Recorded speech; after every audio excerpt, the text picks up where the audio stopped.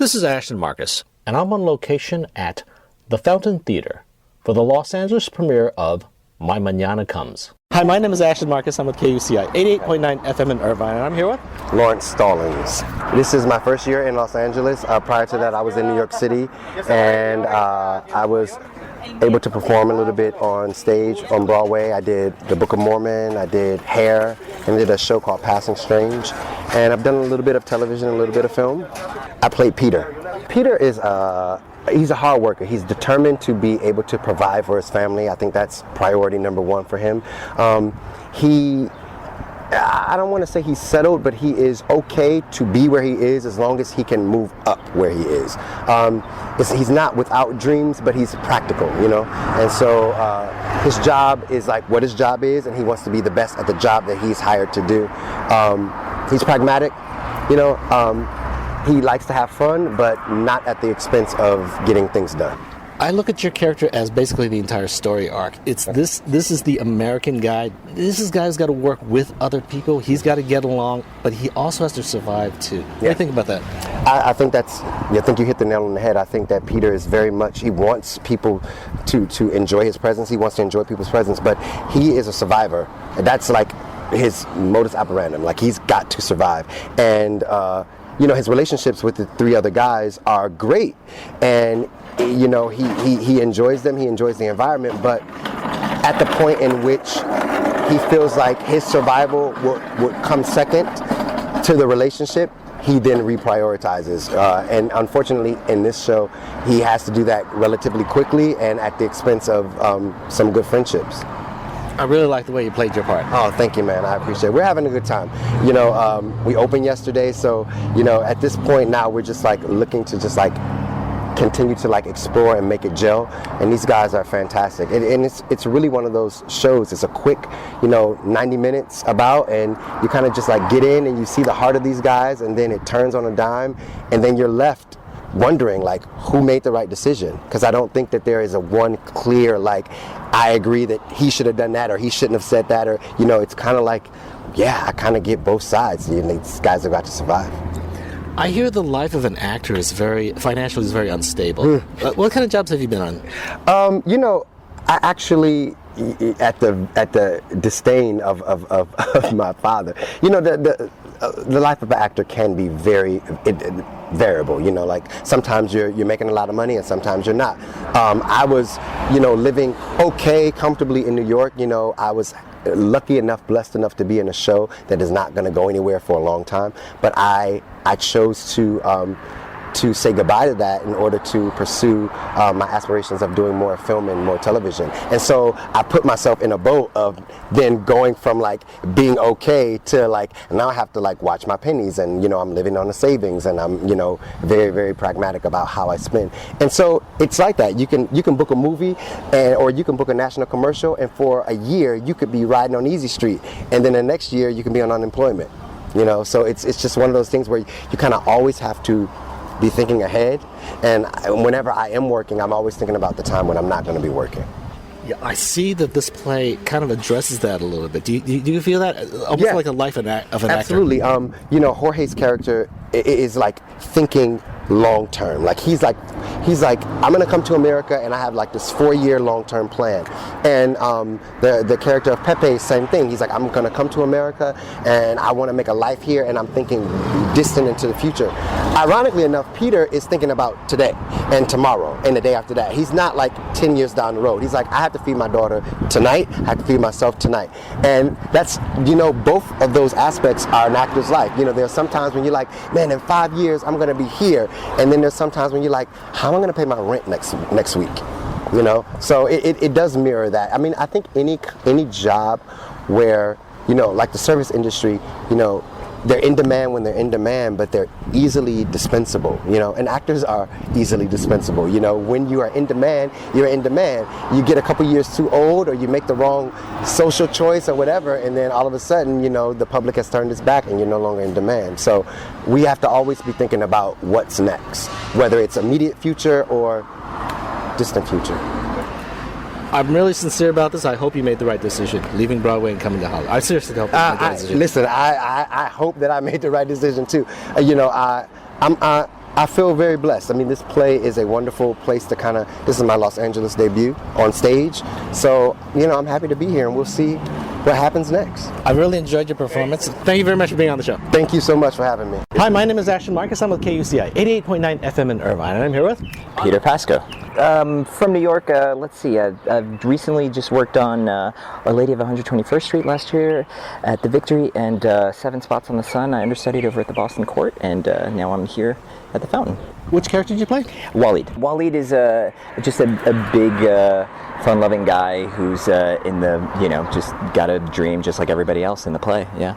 Well, I see his character. He's actually ethnically Mexican, but he's an American, basically. Yes. So what do you think about that? Yeah, I mean, I think it's good. I think it really touches on a lot of what many first-generation Americans will feel here, children of immigrants, because you're in the two spaces. You're born here, so you grow up culturally American, but say maybe at home or with your extended family back home or back in another country, you're also of this other place. So you have one foot here and one foot in the other place, and it's an interesting dynamic. Some people would say that means you have no foot anywhere. It's like, remember in the play it said you're never going to be mistaken for one of us. Yeah, I mean, that's really, it depends. Yeah, I think it's a mercurial kind of thing where it depends on how you want to define American or how you want to define it. It depends on who you speak to. Within a group, one group will agree with your last comment exclusively, and then another group will say, like, no, it's absolutely not. You're this or you're that, and I don't know. I think it comes from the difficulty of having to put labels on everything to kind of categorize people, which I don't know that always applies. I hear that the financial situation of an actor is usually pretty unstable. What kind of jobs do you have? There's too many jobs. I mean, I've worked in restaurants before. I've worked as a tutor. I've worked as an SAT tutor. Oh my gosh, so many other odd jobs. Valet, catering, pretty much anything that is sort of flexible, or you can kind of do behind the scenes so that you can have time to do other things. That's what actors have to do. So what do you think about that? Do you think that's a hard life? Do you think it's unfair? I don't know. I think it's, sure, there's a part of me that says it's unfair, and then the other part of me that says, like, that's kind of what you sign up for when you go into the arts at all. Like, you want to be a sculptor, you want to be a writer, you want to be an actor. Good luck. I don't mean that in a derogatory way, but it's just like, yeah, good luck. Like the 4 guys in this play, just keep going after whatever you dream for, and there is no one set route. Just like all 4 had different dreams and different ways of achieving them.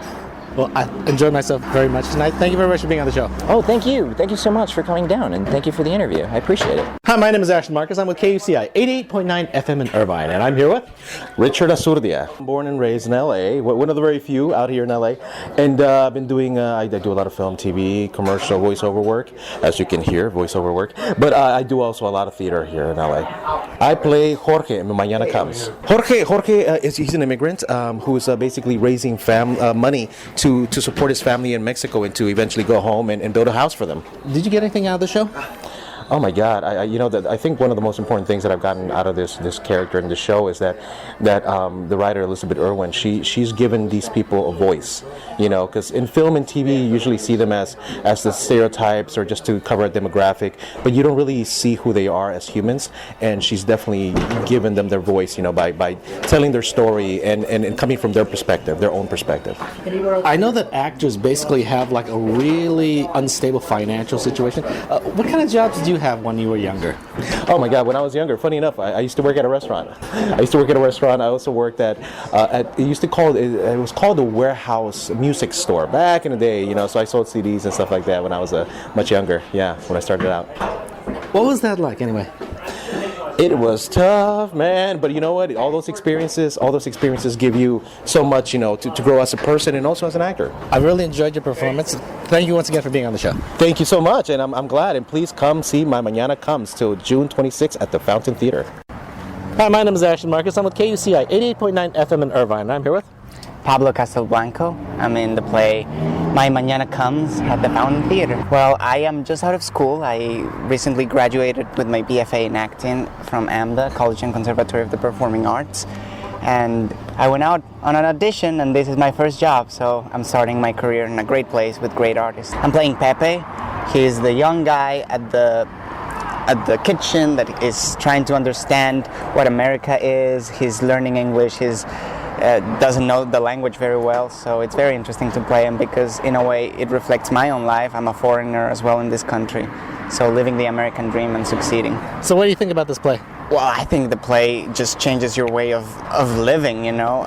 After just reading it once, not even when I got the role, just reading it, the first time I went out to dine and I saw the tip line, I felt such a responsibility because the play talks about not about like tips in general, but how like people are struggling, and every day, not only on restaurants, but whoever's your driver that day or any store you go in, how a lot of people rely on you without you even noting. So I think the play touches your heart very deeply. I hear the financial life of an actor is actually very unstable. What kind of jobs did you go through? Well, as I told you, I'm just out of school, so it's kind of hard, but you know, from friends and experiences like that, you got to do something else and just balance whatever you do. You know, one of the things they teach you a lot is you want to become a working actor, which is your art can sustain you. And I think that's the struggle. And I encourage all my other student friends, acting students, that they should not get discouraged at the beginning of their careers, because of course it's tough to get some jobs, but they will come, you know, and you will only build up on that success. So you got to find a job that allows you to do what you want to do, really. So I encourage everyone to try to do that. I'm trying to do that every day. A question, I mean, this may be a little bit off topic, I just want to ask the question. If someone goes up to you and says, well, you know, comments that you're Latino or you're Mexican, and you say, oh no, I'm Colombian, and they say, well, same thing. What do you think about that? Well, I've had once a person came up to me and was like, oh, Colombia, what part of Africa is Colombia at? And that was the day I realized the world is not as beautiful as you think it is. No, well, you gotta know who you're talking to. Some people you can feel if they'll allow you to teach them a little bit. Some other people feel they're too smart. So I think it's a struggle every day to like try to show people that it's a different nation, and then when they come out, oh, Colombia, that means drugs, that means all those things, and I'm like, once more, you gotta see the person. Some people will allow you to say like, no, it doesn't mean that actually. Some other people will just continue believing what they believe. So I believe the way to change it is not in a conversation with someone. I mean, you can, but I think art actually is what allows you to change those perspectives. I'm sure a lot of people will come see this play, and will not see the busboys at a restaurant the same way. So if there was a play about Colombia not being Mexico, they would not see the same thing. So I encourage that art does that.